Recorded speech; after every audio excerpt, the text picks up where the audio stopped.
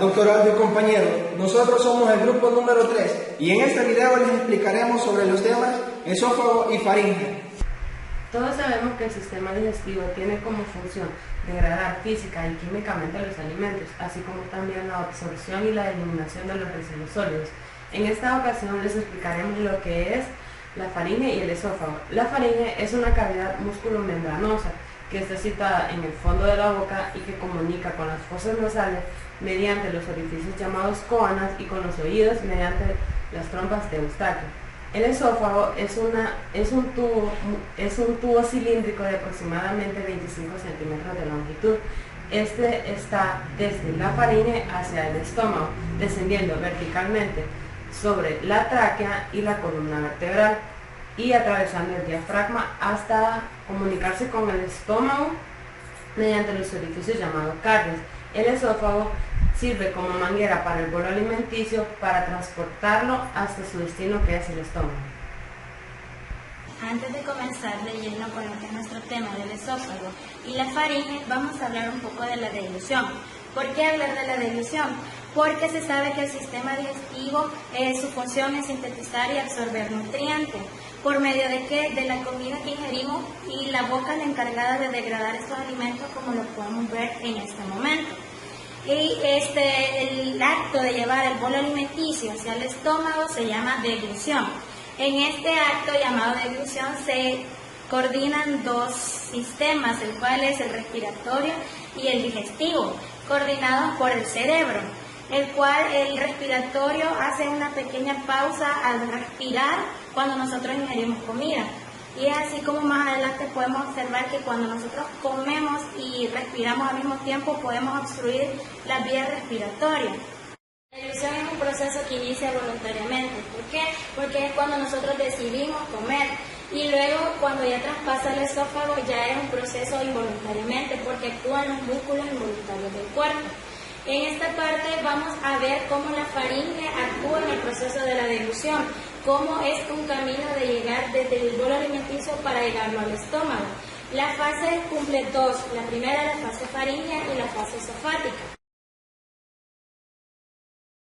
La fase faríngea es cuando el bolo alimenticio traspasa de la boca hacia la faringe.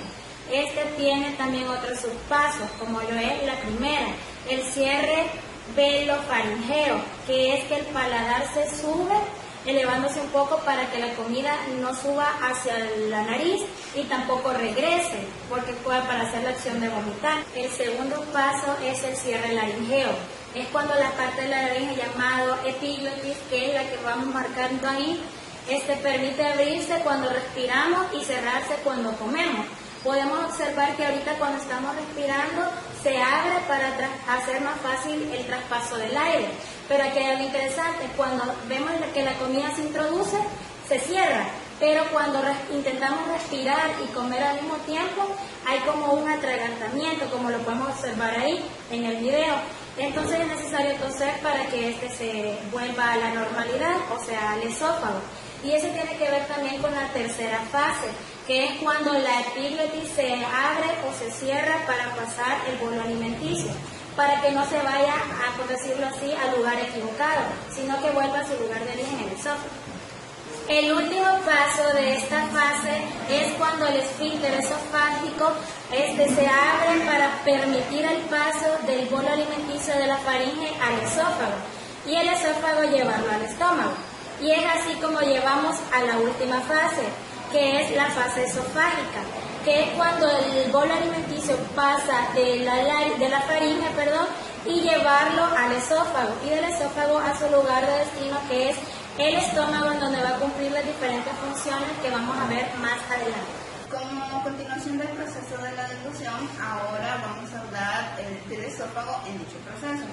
Los alimentos masticados por los dientes al tiempo en que la lengua se mueve y la saliva humedece los alimentos. En estos tres pasos existe un pequeño proceso en el que los alimentos son cortados en pequeños trozos y la saliva humedece los alimentos. La saliva, en ella se encuentran las enzimas, que son las encargadas de convertir los almidones en azúcares.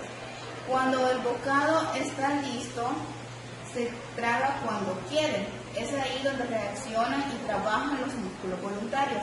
Pero a medida estos inician un proceso automático que muchas veces no nos damos cuenta, entonces es ahí donde trabajan los músculos involuntarios. Dos capas de músculos rodean el esófago.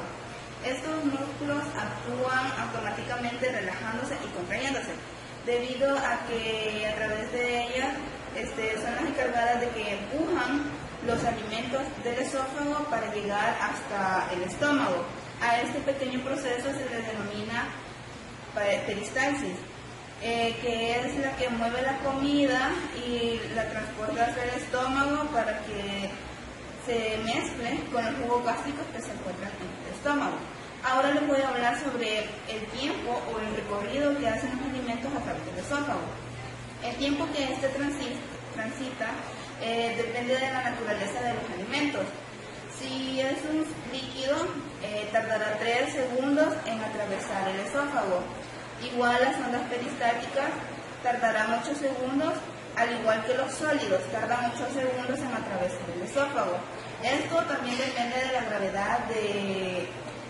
gravedad que existe en el cuerpo. Las ondas peristálticas primarias también pueden seguir otras, como por ejemplo la onda peristáltica secundaria, que depende de los puntos que se encuentren en el esófago de distensión. Existen dos tipos de ondas.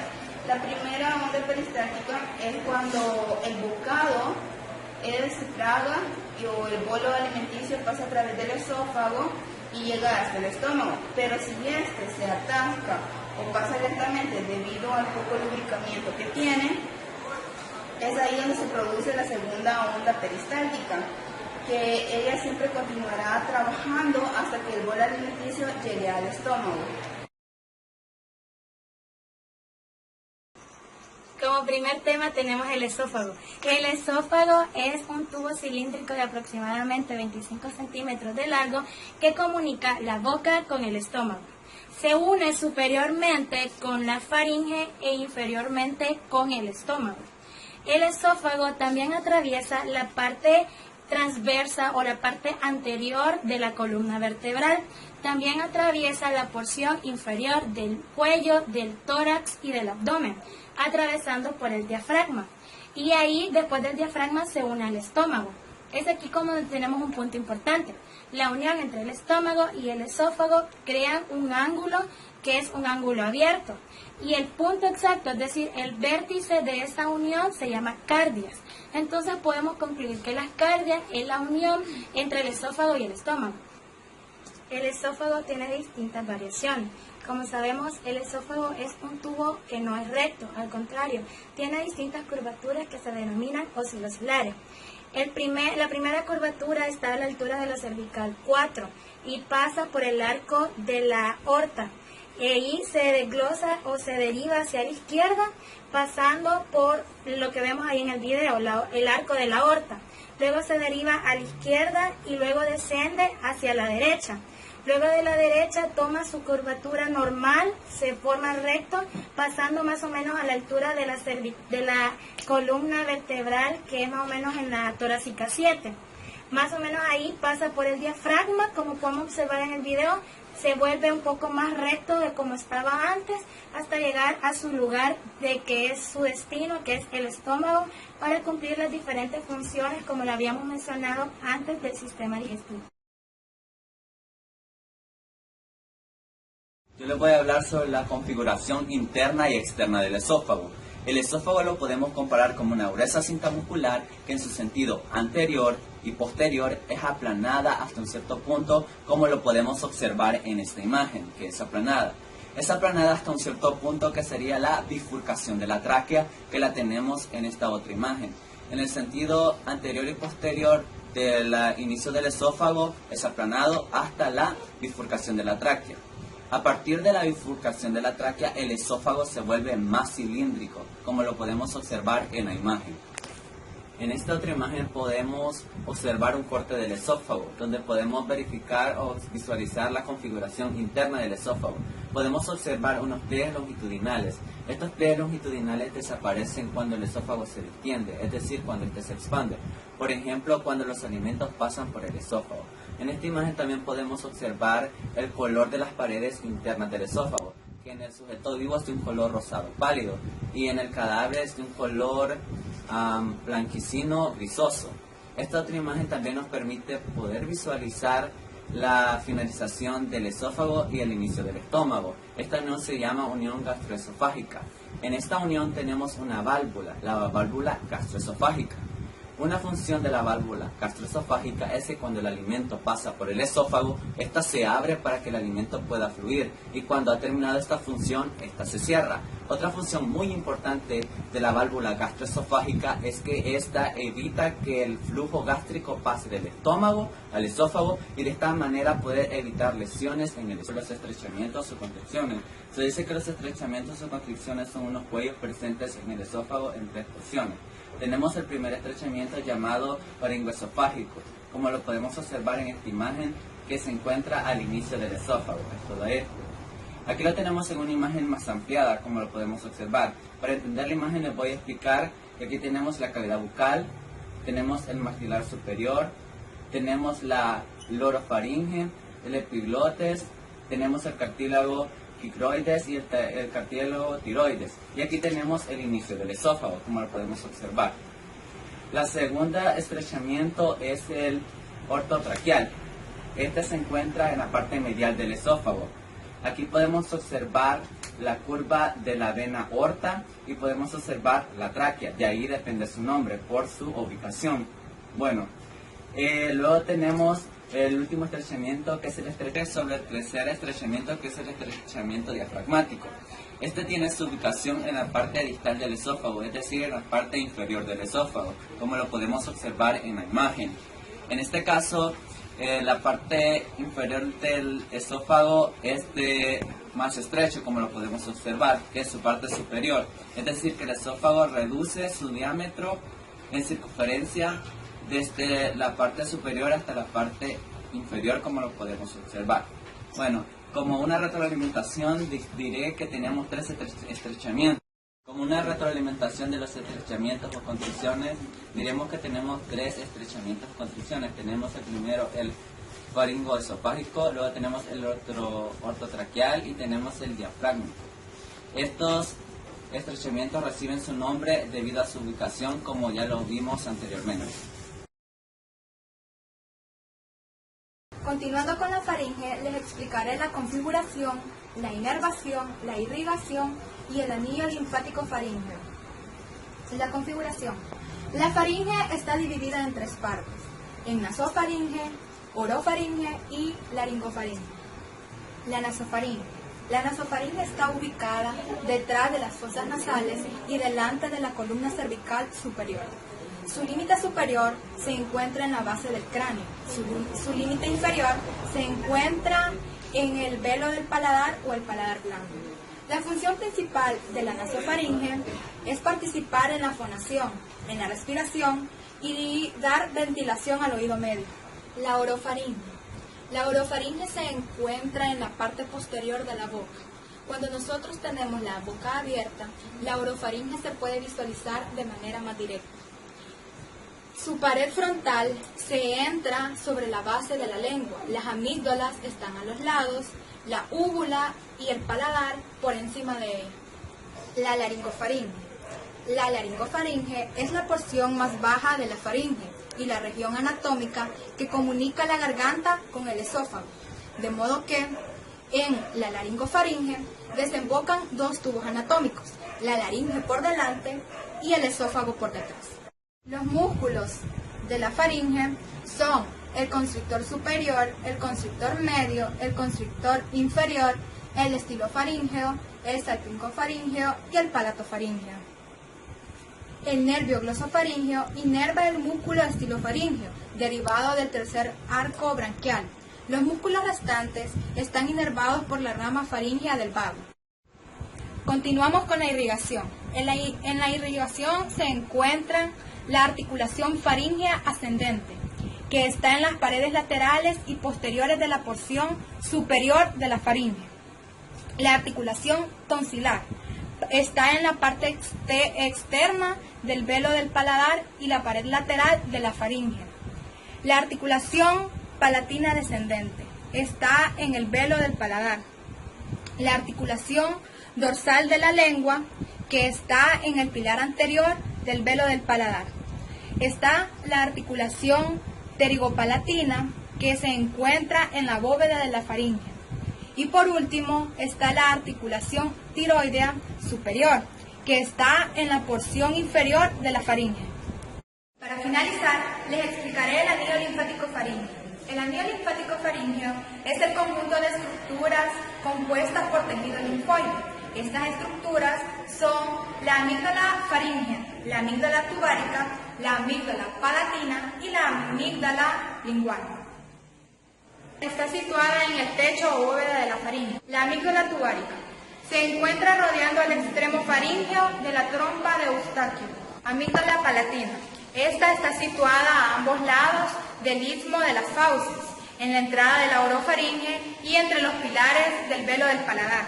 Cuando éstas se inflaman e infectan, se le denomina amigdalitis. Y por último, la amígdala lingual. Esta está situada en la base de la lengua. A continuación les voy a hablar acerca de la faringe, en lo que es su forma, localización, dimensiones, porciones y comunicaciones. Su forma. La faringe es un músculo en forma de tubo que se localiza en el cuello y está cubierto por membrana mucosa. Por ella pasan tanto el aire como los alimentos. Es por eso que pertenecen al aparato digestivo así como al respiratorio.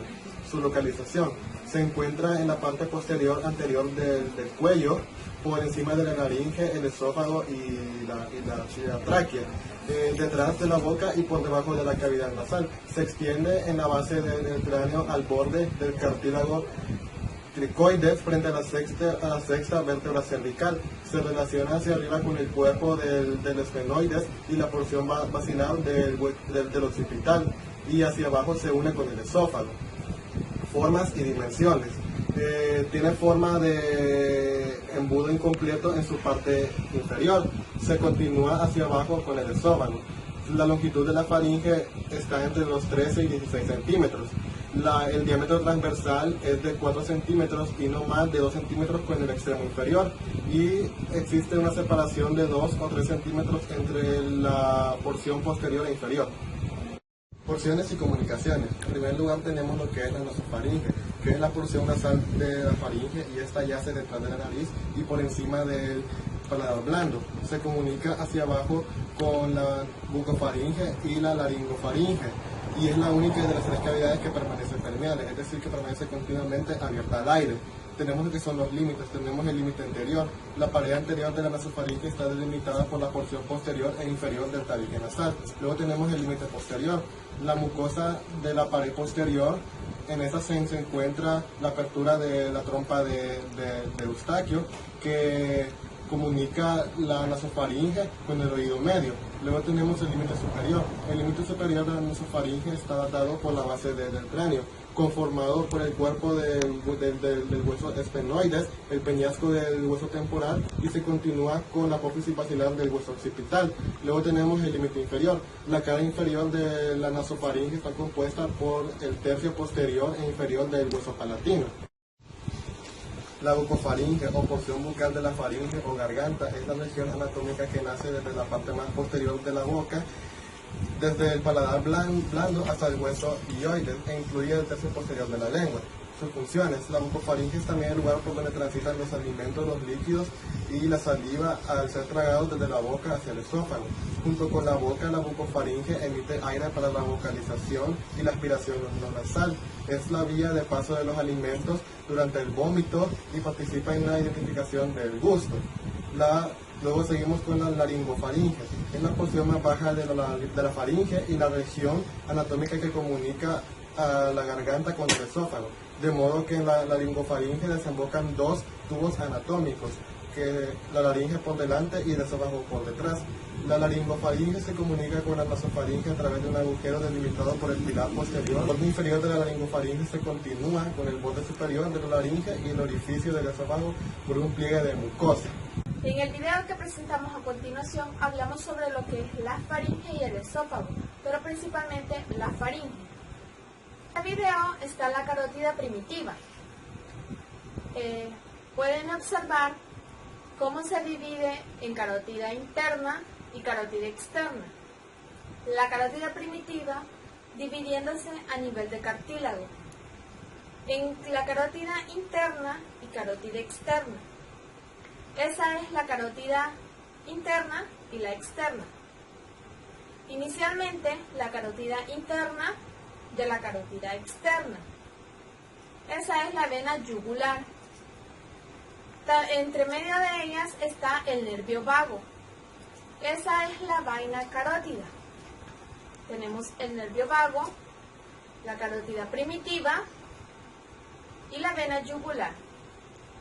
Esa es la arteria subclavia. Recuerden ustedes que el tronco arterial broncoencefálico y la carótida primitiva está en la clavícula derecha. Sobre la primera porción de la arteria subclavia, el nervio vago da el nervio laríngeo recurrente. Ese es el que estamos observando en este momento, que es el que se devuelve nuevamente hacia el laríngeo recurrente. Al nivel del otro costado, podemos ver lo que es el nervio frénico. Ese es el que se puede observar en ese costado. El nervio frénico, también véanlo a este costado, ventral al perículo pulmonar. Ese es el que podemos observar ahí. Y es así como el grupo número 3 da por finalizado la explicación de su tema, esófago y faringe. Esperamos que hayan aprendido mucho de este tema y gracias por ver el video, gracias por dedicarle su tiempo.